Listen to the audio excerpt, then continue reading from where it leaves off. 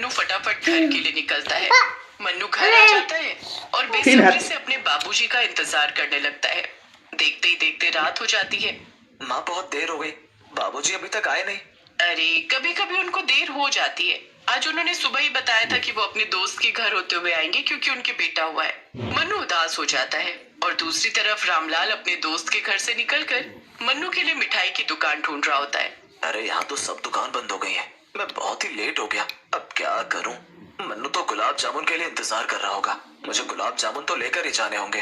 रामलाल पूरे बाजार में ढूंढ लेता है, उसे कहीं भी कोई दुकान खुली नहीं मिलती। बड़ी देर में जाकर एक सुनसान रास्ते में रामलाल को एक मिठाई की दुकान दिखती है। रामलाल ये देख बड़ा खुश हो जाता है और जल्दी से उस दुकान पर जाता है। अरे भैया, आपकी दुकान अभी तक खुली हुई है?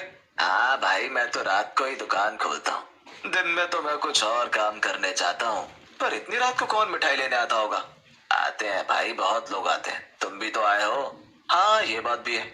हाँ तो बताओ कितने गुलाब जामुन चाहिए? 1 किलो पैक कर दो। दुकानदार 1 किलो गुलाब जामुन डब्बे में पैक करके रामलाल को दे देता है। रामलाल बड़ा खुश होता है कि आखिर उसे मन्नू के लिए गुलाब जामुन मिल ही गए।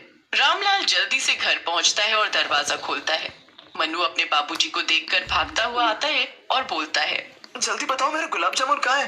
अरे रुको रुको, सब्र रखो, गुलाब जामुन लेकर आया हूँ, पर बहुत गर्म है। तुम आराम से बैठो और तुम्हारी माँ तुम्हें कटोरी में डालकर दे देगी। हाँ माँ, जल्दी दो। ठीक है, अभी देती हूँ। सुबह से गुलाब जामुन की रट लगा रखी है। शीला मन्नू के लिए गुलाब जामुन कटोरी में डालकर लाती है। मन्नू जैसे ही गुलाब जामुन खाता है कि बस खाता ही रह जाता है।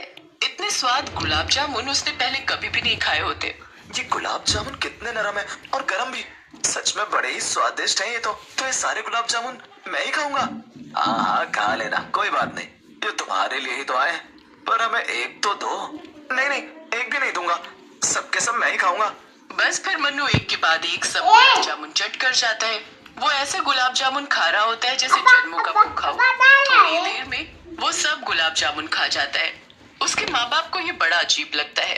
अब अगले दिन मन्नू फिर से अपने बाबूजी से बोलता है, बाबूजी वो गुलाब जामुन तो सब खत्म हो गए, आज आप आते वक्त और गुलाब जामुन ले आना। अरे नहीं बेटा, कल ही तो तुमने खाए है ना, मुझे गुलाब जामुन चाहिए, मतलब चाहिए। अच्छा अच्छा ठीक है, गुस्सा नहीं होते, मैं ले आऊंगा।